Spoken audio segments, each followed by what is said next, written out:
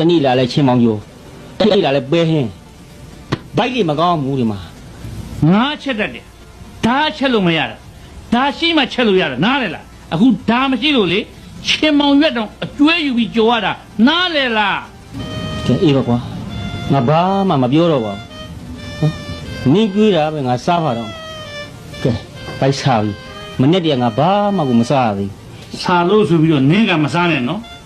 ဆာကနှုတ်စီဘူးတစ်ဝက်ပဲချက်ထားတာ တဝက် ဟုတ်တယ်ရှင်းရှင်းစား အာမင်းဆိုလဲကွာကြက်စားကြွေးတယ်လို့ပဲဩနမကြီးဒါရိုက်တာနဲ့နမကြီးဇညွှန်းရေးဆရာဒီလိုစားနေရတယ်လို့ပြောရင်ဘလူးမှယုံမှမဟုတ်ဘူး